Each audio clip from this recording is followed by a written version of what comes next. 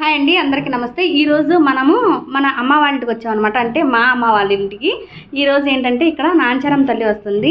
మనకి విశ్వనాథపల్లి నాంచారం తల్లి సంబరాలు, నాంచారం తల్లి కొలుపులు అని చెప్పి చాలా ఫేమస్, అందరికీ తెలిసిన విషయమే.